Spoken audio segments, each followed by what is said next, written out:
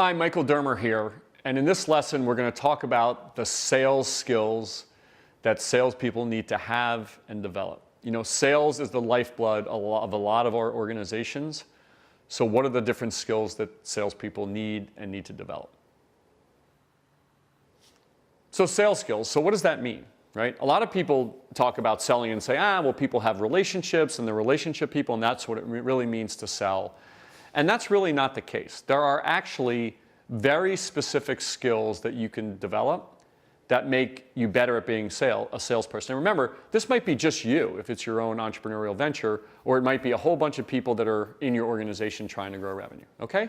So let's talk about a couple of those skills, right? So first is you really have to understand your buyer, okay? When you go into a consumer or a business, whether it's through marketing or through sales, understand who they are, okay? That just requires a little bit of work, a little bit of effort to really understand why one buyer is different than the next buyer, okay? Next is sell responsibly, and what I mean by that is you have to respond to them. You actually have to get customers your product and service, not when you want it, but when they want it, okay? And this kind of buyer responsive selling, you know, you think about how do I actually fit this into their lives, right? Something is very simple, which is that large companies budget at a certain time of year, right? And they buy things at a certain time of year. When companies are in the middle of their budgeting cycle, the last thing they want to do is have somebody sell something to them. In the healthcare industry, for example, everybody right at the end of the year in October and November is signing up for their new health plans, right? Nobody in the healthcare industry wants to be sold a product or service in November and December, okay?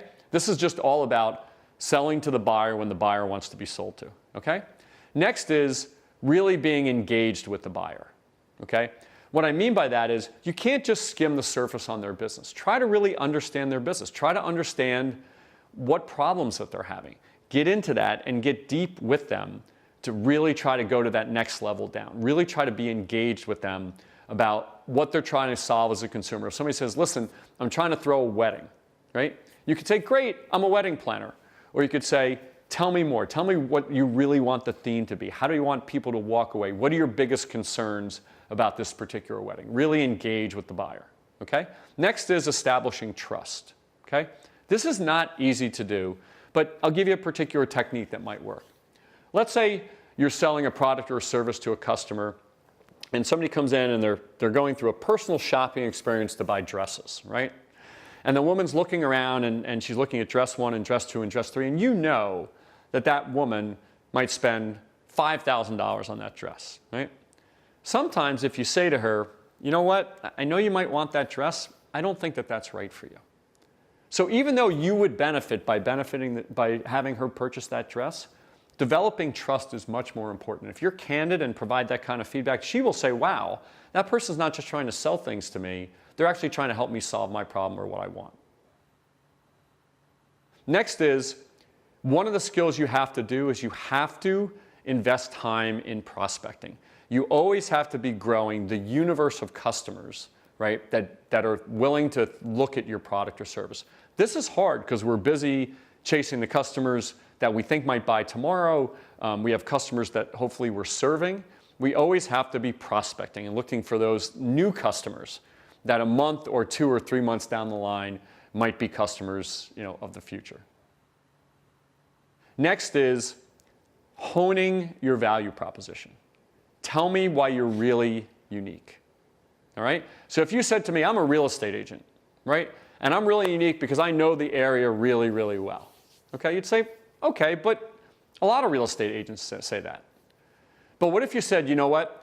I know that big oak tree in your backyard, right? You can't hang a swing on it because it's just not strong enough, right? You really want to hone in why you're unique and what your unique value proposition is, because that really says something to buyers, okay? Be concise. Be short and sweet. Think about people selling to you. You want somebody to get to the point, show you something quickly. When somebody sends you a 10-paragraph email about anything, you're not reading it, okay? Develop the sales skill to be short and sweet and concise. Next is subject matter expertise, right? you have to be able to know what you're talking about, right? That means doing work on your own, participating in industry associations, right? Learning trends. You've got to be able to come to the table and say, right, I know my business, right? And those are the types of things that will make you a better salesperson. Improve your ability to ask questions, okay? The types of questions you want to ask rather, are those that actually help you get deeper into what the customer's problem or issue is, or what you're helping them solve, right? Or getting a deeper understanding of them, okay? You want to really improve those skills to be able to ask the types of questions that show that customer that you really understand them and the problem that you're helping them solve, okay? Next is storytelling, right? Sometimes stories can really convey something, right? And the ability to tell stories will align people to where you're ultimately trying to go, right? I know, for example, in my company, we talked about how we were going to reward people for being healthy, and it was this brand new idea.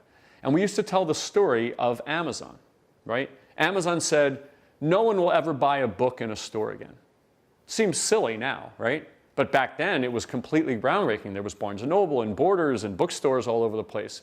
And now, almost nobody buys a book in a store anymore. But just telling stories helps customers create connections. And those stories bring clarity to customers, okay, that they don't otherwise have.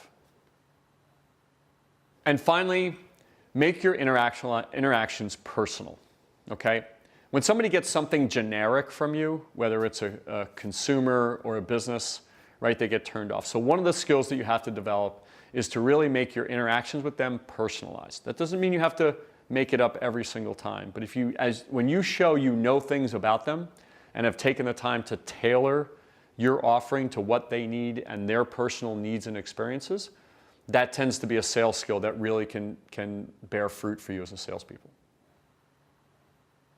So we've laid out a whole bunch of different techniques here. You're not going to use all of them all of the time, okay? But hopefully if you think about improving as a sales professional, you can work on some of these skills to give you a better chance of success, okay? In addition to this video, we've got detailed information on a lot of these different sales skill techniques that you need to learn, and you can access them at any time side by side in this lesson.